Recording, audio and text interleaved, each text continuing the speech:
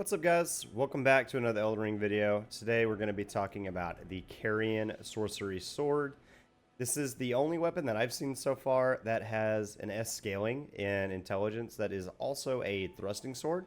Not to mention, this sword also has one special property, and that's you can cast spells with it directly by pressing the heavy attack button.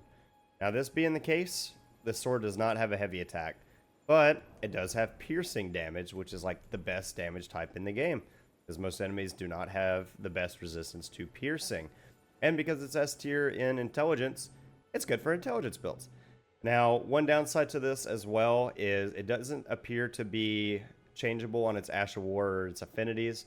So you're not going to be able to like change this to like a Frost Blade or nothing like that. But because you can cast spells directly from it, it does give you very quick access to spells that could have different types, like a Duelist Moonblade, for example. Pretty instant, and I am two-handing this blade, and the two-handing obviously doesn't give the sorcery extra damage, but it's still nice. It's very convenient. You could be fighting, you're like, oh, look at this, oh, enemy's coming, let's teleport away, and then boom, boom, go right back into it. It's pretty freaking cool. Now, since you can't actually change its affinity or its Ash of War, it does have Impaling Thrust as its default, which is pretty good. It does good damage, does good poise damage, and it's very quick in a fight, so you don't have a heavy attack button, that's going to be your alternative. But that being the case, you can't do like jump heavies with this thing. So I know there's people that like to jump heavy spam in this game.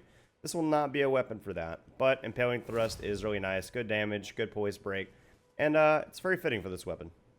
Now, to get to this weapon, it'll be in the Shadow of the Erdtree DLC. And you'll need to get to High Road Cross, which is the first grace after you beat the boss, Raylana. And then from here, it's honestly just a short trip, so I'm not even going to speed it up because it's a pretty short trip to get there. But we're going to head about northwest. We're going to get down to this water area here. Right here at this cliff, there is a little bit of a drop-off, but you actually shouldn't take any damage as long as you just drop off there and nowhere sooner. But we're just going to go down the river just a tiny bit, and it's going to get us back to the same castle. However, there's going to be two drop-off points over here. We're going to go to the right a little bit. And if you go to the right, there is this castle top here. Just jump down. Once you get down, it's going to force you off torrent. And then right here, there is a chest. Now, my initial recording didn't save where I actually picked it up. So this is where it's at. It's just in this chest right here. You're going to pick it up. And you got the Carian Sorcery weapon. Now, looking at the scaling of the actual sorcery itself when you cast it from the sword, I compared it to the Carian Regal Scepter, and you can see here it does do significantly less than the Carian Regal Scepter, 765 compared to 983.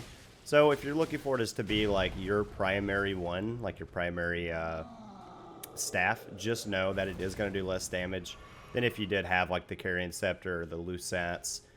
You know, so it is going to be less. But it's more of a convenience factor, I think, more than anything else. And guys, that's it for today's video. Thank you so much for watching. Hope you did find this helpful. If you did, feel free to drop a like or even subscribe to the channel for more Elden Ring coming up. I'm going to be doing my full playthrough here in just a little bit.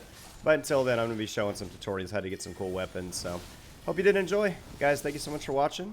And y'all have a fantastic day.